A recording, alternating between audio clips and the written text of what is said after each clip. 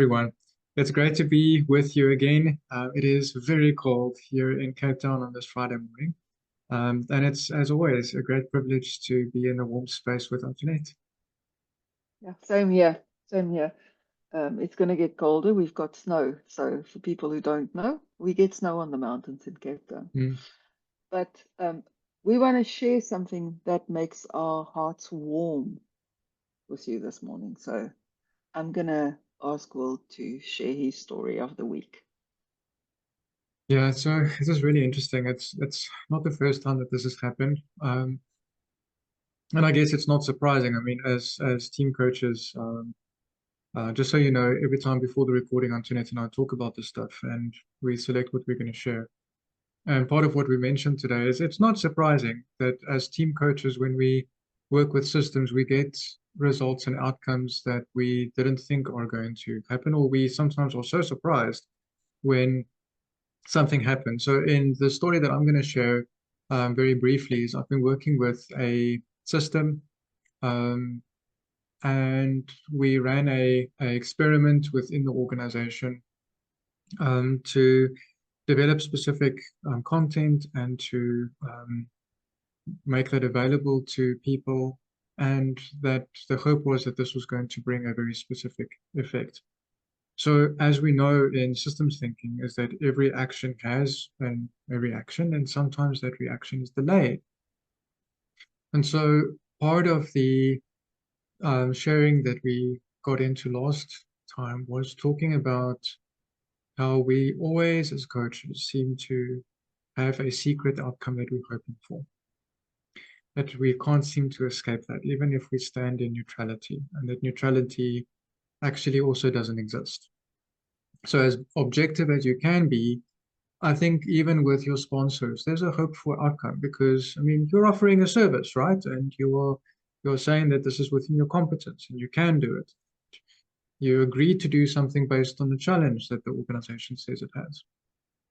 So sometimes it doesn't go as you think it is going to go, and it takes a twist and a turn, and you end up somewhere else, and client is happy, and you stop the journey, and then a year or 2 or 6 months or 9 months or whatever later, you hear that the intended outcome that you hoped for actually did happen, but not in the way that you thought it would.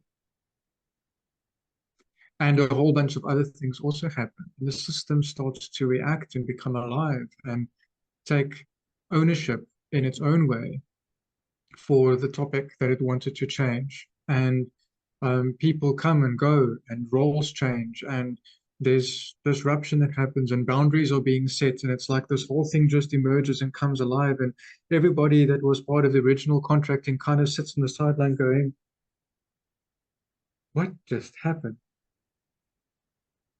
So I guess part of the learning is that you don't know what's going to happen, and that there's this part of being a coach. I think that it's really hard because you don't make guarantees, but you do say that this is something I can offer. This is something we can work with, and this is a problem that we can support either through bringing in coaching around a specific theme or sharing a specific framework might shed light on it, and there's a hope for outcome. Yeah. Yeah, there's I mean, sometimes for me as well, it's the time that it takes for things to happen. So sometimes you give up that there's going to be any change in the system, only to find out 6 months later after you've gone that, oh, there has been some big changes. Sometimes the outcome is different than what you would expect, so I've also learned that the system will take what you bring and it will do with it what it wants to do with it. So it really is, for me, it really asks me to be completely detached egoically from the impact that I have.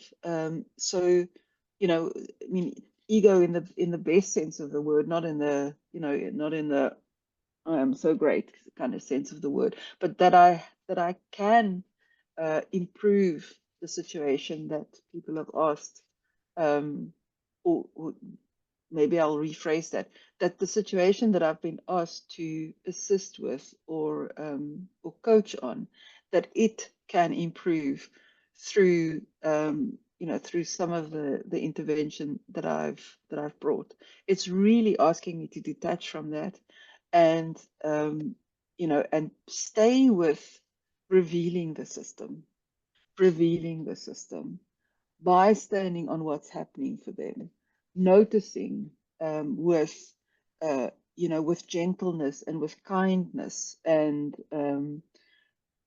in as objective as I can be, continuing just to share what I see, and really, really trusting in the system's intelligence, not in my own intelligence, to do with the information that what it wants to do, and to kind of let go, surrender completely to what it will do with it. It really is, so to use Dave Snowden's fancy word, aporia, a state of aporia, which is not, not being able to determine what will happen, with a system. They are complex adaptive. So even though over time you learn, and you gain some experience and you think that you know what the impact would be, you cannot determine cause and effect in complex adaptive systems. And if you try and do it,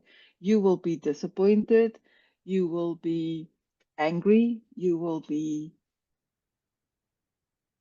might doubt yourself, so yeah, so for me it's just a really nice reminder of we are just instruments. The work comes through us, and the more closely we can align to that which comes through us and surrender to whatever comes, the less hard it is, and potentially even the bigger the impact of what could possibly happen. Sometimes also the faster that impact might actually come into being. Because the more we try, the more we actually could be playing into the delaying of the inevitable. Yeah. I make up sometimes that as a team coach, or a systemic coach, you are there to facilitate awareness within the system about the system. Yeah. And that's actually just your job. Yeah. Bringing a specific tool or a point of view or a program that you went and developed on a specific theme, it may or may not actually be useful. Yeah. Sometimes it's just enough to help them create awareness around what is going on. They get to make a different choice, and that spawns 10 more problems, and then they work with that, as opposed to creating a very narrow focus as a coach to say that, this process we're designing is going to solve the problem. Might actually get in the way.